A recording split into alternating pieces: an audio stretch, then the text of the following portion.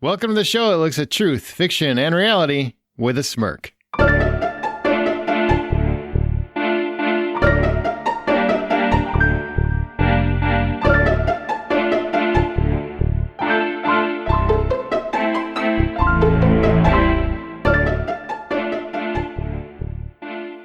I'm Aaron Peterson.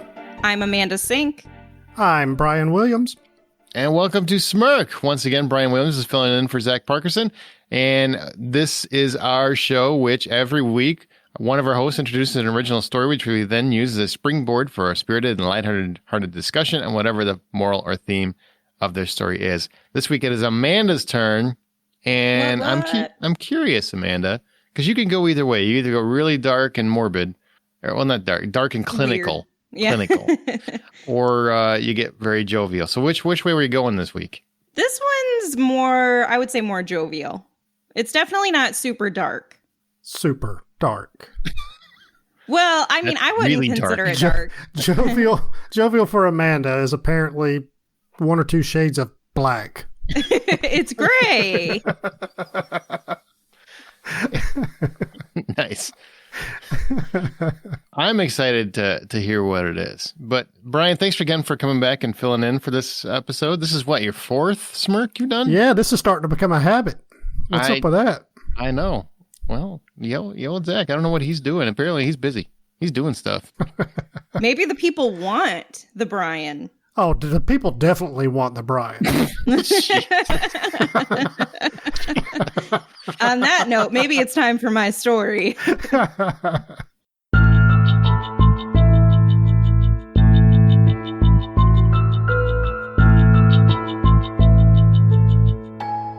Jimmy has never been the type to exert endless effort into school. He gets good enough grades and shows up mostly when he feels like it. But school has rarely been challenging enough to feel like it's worth going to and getting an A just because that's the societal expectation. Jimmy's got some learning to do, that's for sure, but he's not an idiot. He can pick up on things quick and usually figures out the answers before his classmates. He knows what he wants to do in life and how to get there, and because he's a bit of an introvert, always feels a little out of place. Money got tight for Jimmy's family and they had to move, causing him to switch to a new school mid-year that had even less student engagement and interest. What the hell's the point, he thought. His first day at the new school and he's in the science class. Surprise, pop quiz. His teacher instructed him to do his best and she would use that to gauge his academic level, but not for a grade. I ain't doing this shit, man, a boy in the class yelled. Please sit down, we're going to take a test, the teacher told the boy. Jimmy just wanted to take the test and be done. He has the questions, but not the Scantron to fill out the answers. The boy began yelling at the teacher again, who threatened to call the school police. Jimmy, still waiting for the Scantron, begins to get frustrated. At least have someone pass out the Scantrons, he said. The teacher was so frazzled by the boy yelling in the class, who began throwing books around, she dismissed Jimmy promptly. The entire class hour was spent with the boy and the teacher going back and forth. By the time Jimmy and his classmates were able to start the test, there were only 5 minutes left. What's the point? He thought again, heading to his computer class. Jimmy walks into the class and is greeted by a very happy, strong-looking middle-aged man. Hey, welcome, the teacher says. Jimmy replies in his shy tone and finds a seat away from the rest of the class. The teacher begins at the start of the bell and somehow everyone is paying attention. This is nothing like the last one, thank God, Jimmy whispers under his breath in relief. Surely most of these people know how to type on a computer. Why are they all so interested in what this teacher has to say? He's wondering. Jimmy gets called on a couple of times and has the right answer for each question. This teacher knows how to command presence and keep students focused. They all seem to like and respect him. A couple weeks later, with the only class Jimmy regularly attending being that same computer course, in the same place he has lunch every day, Jimmy gets stopped at the bell. How are things going for you? His teacher asks. Not bad, just the same old, Jimmy says. The teacher looks inquisitive. The school offers elective credit for being a TA. Have you heard about that? Jimmy thinks about it for a second. No, I'm not really sure what that is. Teacher's assistant. The student helps the teacher grade, plan, mentor other students. It's really a great opportunity. Jimmy thinks about it. That actually sounds really cool. Do you get to pick the teacher? You can request one, sure. I have a spot open next semester, actually, if you're interested. Really? That'd be great. I'd love to. I'll handle the paperwork on the back end and get you signed up. I think you'd be great in this type of environment. Jimmy smiles, feeling relieved and accepted for probably the first time in his life. I can't wait. Oh, that was the end of the story? That's the end of the story. I always end them really weird. I thought it was going to evolve into a Lifetime movie where Jimmy hooks up with the teacher. No. Or Jimmy gets ridiculed his first time he's trying to help one of the other students, and then he goes postal. See, that's where I could have gone dark, and I did not.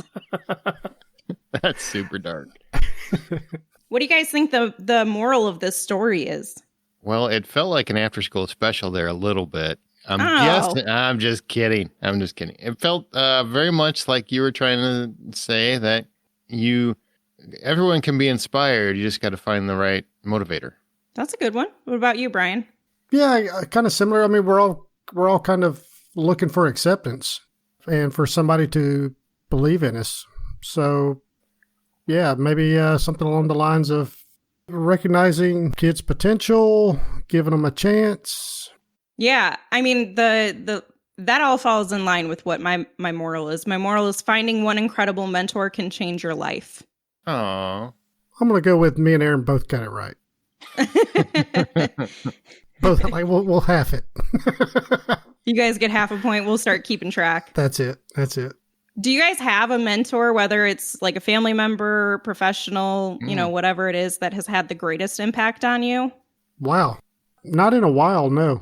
Not in a while. I mean, I have a few friends, Aaron being one of them, that I know I can soundboard stuff off of, but as far as what I think of by a mentor, I'm thinking of somebody older, whatever the case is, whether maybe a religious person or a business person or something along those lines. I don't really have anybody like that in a while. I do. My former boss, I'll just go back first name Terry. She was quite a inspiration in many ways. Just how she really inspired me on how to lead, how to get the best out of people, how to try to be a motivator for other people. She was definitely a mentor for mine because I probably would have, God knows where my career / life would have went had she not intervened at certain crucial points. So yeah, I would definitely go with her. And Did obviously she my change the course of your life by being a mentor? Yeah, well, I mean, my grandfather would be the first one because he definitely changed the course of my life. But in terms of just work-wise or education-wise, yes, because she really put into perspective how to look at things a little differently, how to don't take certain things personally. Here's how business works. Here's how you get the best out of people. And I don't actually manage or anything the same way that she did actually. But she taught me, because I have a very different style, but she taught me to embrace the best of yourself and to utilize your assets to kind of grow your own potential and grow your own way of doing things, your own process, and to be comfortable with that, be confident in your own ability, like just little things that you wouldn't think are that important. But when you're not very sure of yourself in a certain work environment and you have the right person there to remind you that, hey, it doesn't matter what someone else thinks, it matters what you think, and that's the most important factor to growing and developing and learning to lead. And she taught me that. She sounds like an excellent mentor. She was a great mentor. Yeah. Did you guys ever have, and I'll talk about mine a little bit later, but did you guys ever have like any teachers in this story? Jimmy has a teacher that's connecting with him and helping guide him and keep him on track. Did you guys ever have one that you felt connected to as a student? My French teacher.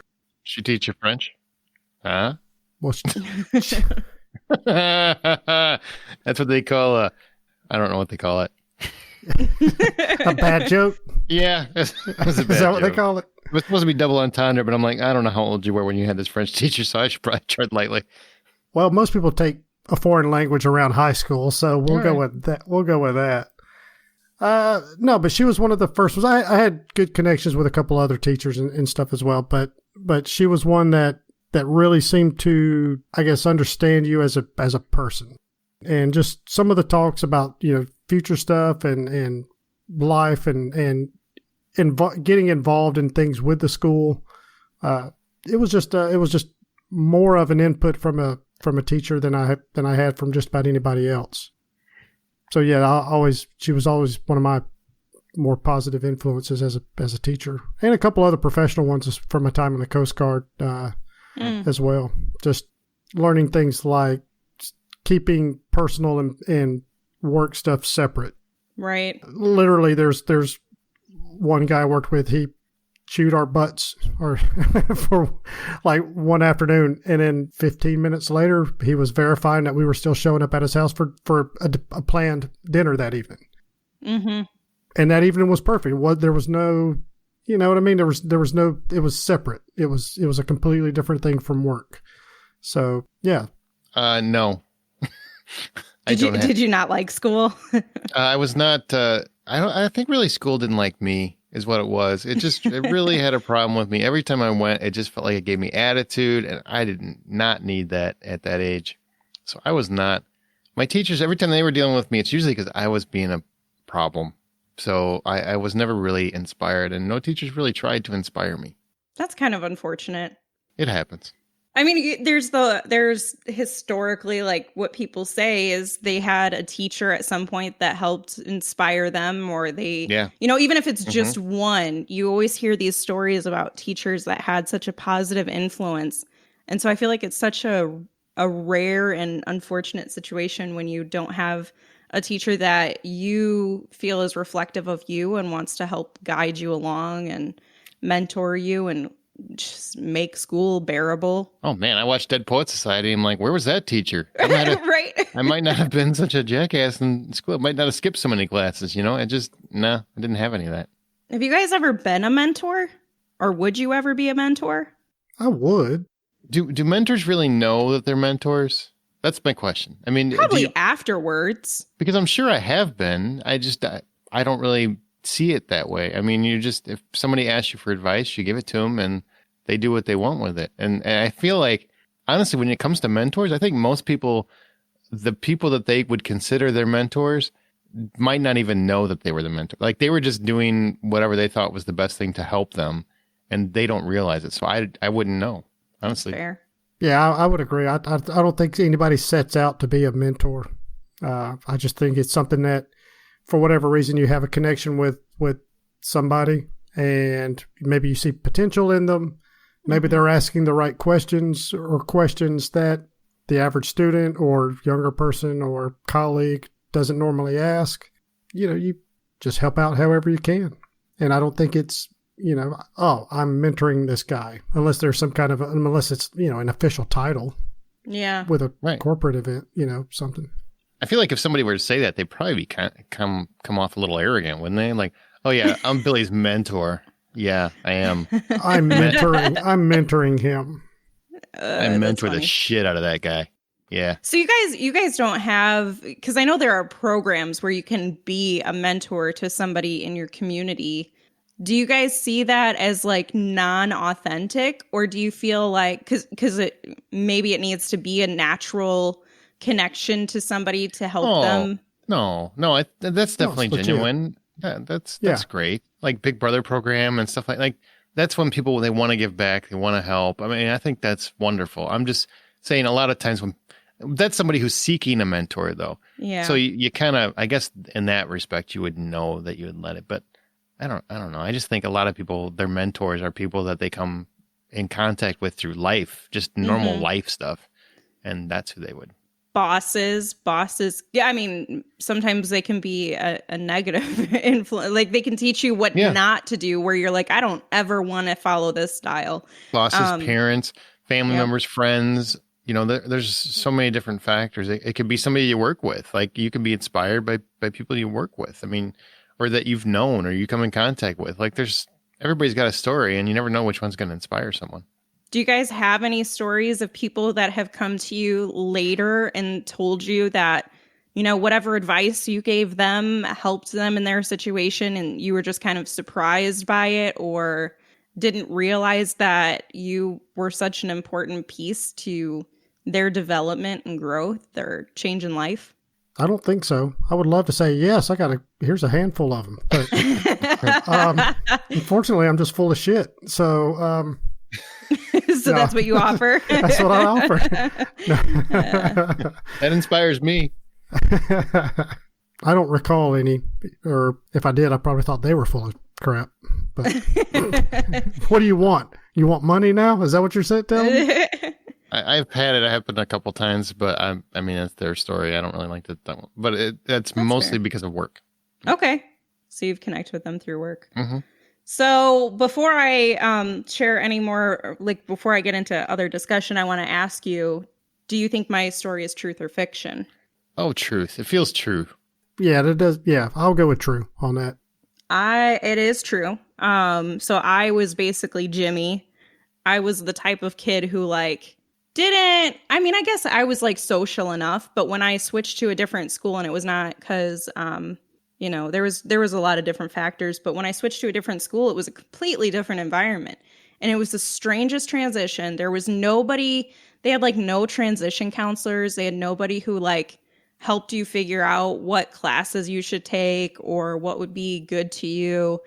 And just had this awesome mentor throughout. I mean, I met him in my sophomore or junior year or something, and maintained connection to each other into my adulthood. Even using him as a reference for jobs before and acceptance letters to college and just checking in on him and his family. He was a great guy. And I was just talking about this today, which made me think about it and just... I don't know that I've ever fully appreciated the type of mentorship or realized that's what it was until I got older. And everyone always talks about having, even when you're developing your career, having a mentor as an adult. And I'm I haven't had a mentor since I was a kid. And it's just a strange thing that's something that was really beneficial for adults, but we don't have that same type of mentorship, which is basically just our friends and colleagues. I think sometimes our bosses, like Aaron's. Mm-hmm. People get inspired by all kinds of things. So that's cool. Yeah, and they can help change the direction for you. Sure. I mean, I get inspired by, Brett Favre. Does he count? Because Brett Favre inspired the hell out of me. I don't think he's personally mentored you. I disagree. Are we going to bring Uncle Ben into this too? Uncle Ben definitely inspired me and Peter Parker too. So yes, he's definitely an inspiration. Well, did you know with great power comes great responsibility? I bet you did. And that's because of Uncle Ben. That's actually a really good point though, Aaron. For Brian, because we've kind of talked about heroes and stuff before, but Brian wouldn't have been on that episode. Brian, even if it's fictional, what's been your inspiration or hero or, what's helped you throughout life as a mentor, even if they were not real? Holy crap. Wow. Jesus, my Lord and Savior. I don't know. Maybe my younger days, I was, believe it or not, very shy. What? I went from a small Christian school up till the 8th grade, and then went straight from that to a big, giant public high school. I mean, we had as many people in my freshman class as we probably had in, first grade through 12th grade in the whole school. Wow. So where I was like, hey, what's up, everybody? I was all of a sudden I'm thrown into the deep end, and it took a little while to come out of my shell or whatever, and also learn how, I guess, kind of the real world is. Mm-hmm.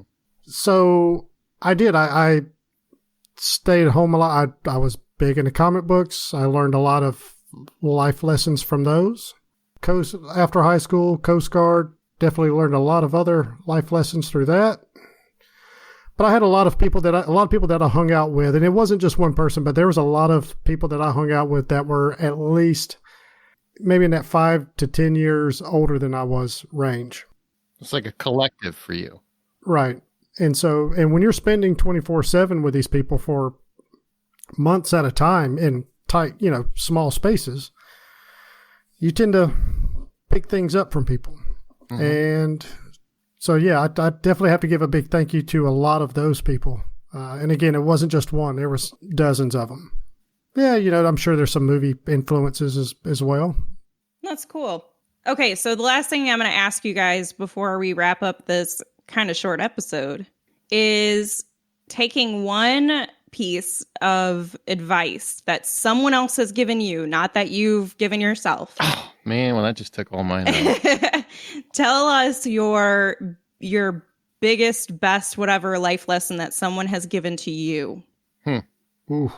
Well, I can give you that one. My grandpa, he told me long time ago, and I'll probably screw it up when I say it, but the most important thing in life is to have character and not be one. Ah, I like that. That sounds like it would come from Uncle Ben. I mean, he was pretty cool, just like Uncle Ben. And unlike Marvel, I remember him.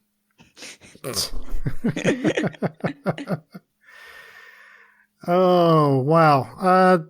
I don't know if it's the biggest one. It's the first one that came to mind. But yeah, it was a guy I was stationed with. He eat the frog. Eat the frog? What? Just eat the frog. Yep. It's a phrase. Apparently it's more common than I ever realized. But when you've got to do something that you don't want to do, just do it. Get it over. Just get it over with. Because the more you put it off, it just makes it worse. Where does the frog come into play here? I don't know. I looked it up years ago. Maybe it's like somebody was supposed to eat frog legs and they really didn't want to, but like that's all they had to eat. So somebody was just saying, just eat the frog. It's actually from Mark Twain. Oh, okay. If it's your job to eat a frog, it's best to do it first thing in the morning. And if it's your job to eat 2 frogs, it's best to eat the biggest one first. Huh. It's like a lesson to like stop procrastinating, just Just get it done. Yeah. I like that.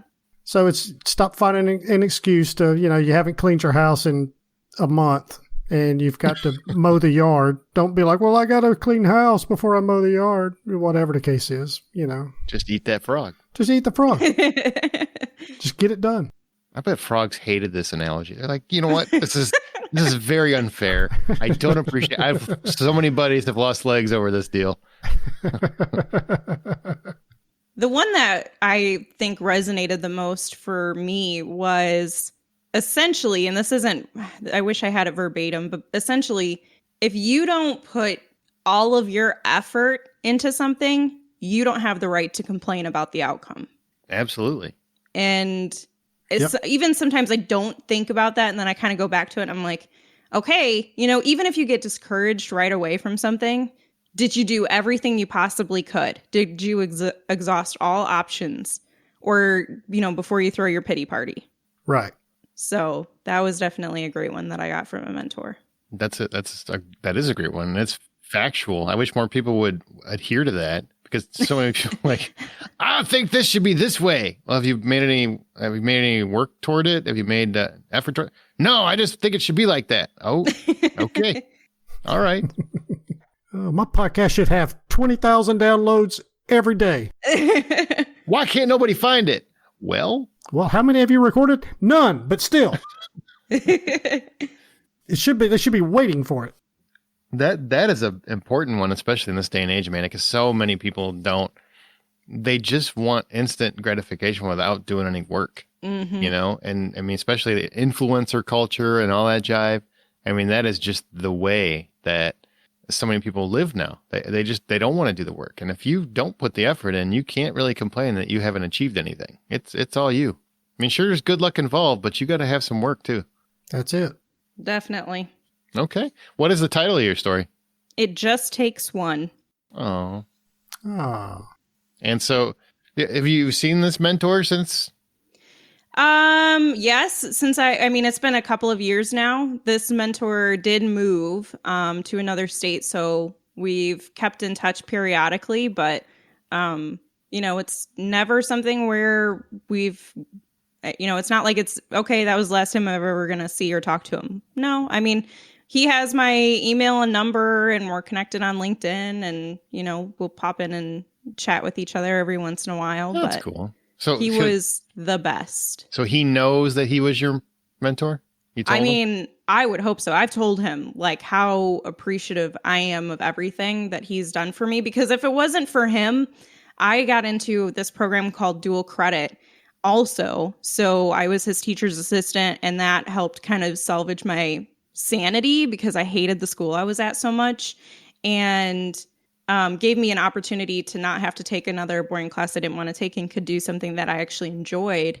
And then he was like, why are you taking all of your classes here? You could be doing dual credit, which is where you're in high school and you're in college at the same time. You just take the classes at the college level course at the college, and then they count for high school credit. No counselor or anybody ever told me about it. It was him who told me about it and said, go talk to your counselor. There's zero reason why you should just be taking these high school classes.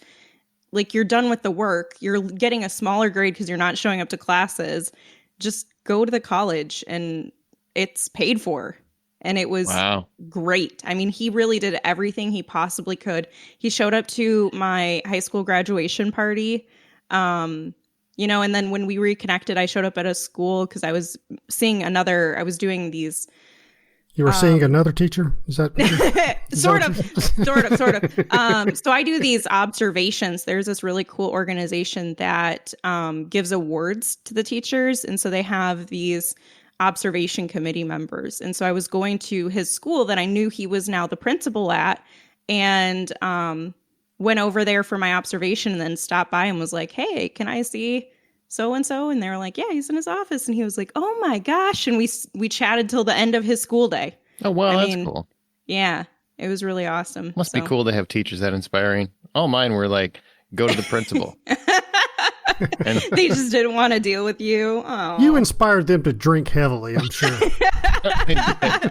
To try drugs. And I went to school at a time.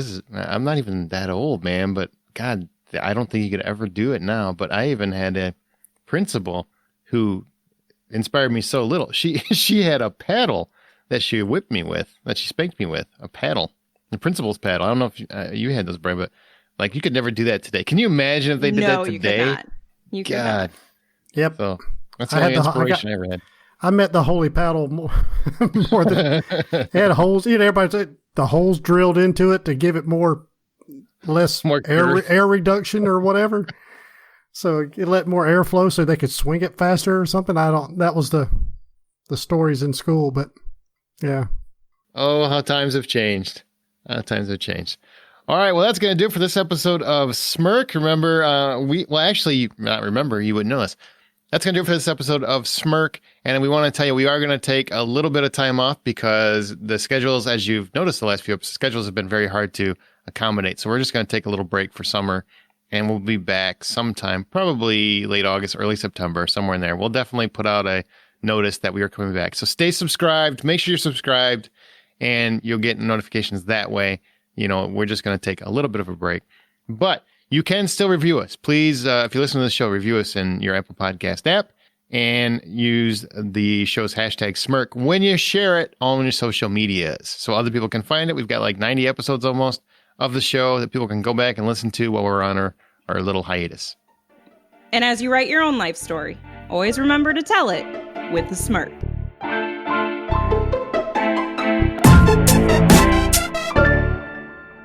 You know, Brian Williams is an inspiration because he inspired me to stop saying hillbilly and redneck when someone has a southern accent.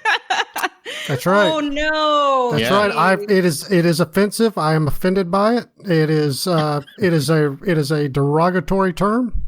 So I am a Southern American. He has Southern charm. The more you know. Well, charm doesn't sound negative. That's a separate issue. That's not offensive. Nobody's ever heard, you have Southern charm. You son of a bitch! No one's ever felt like that.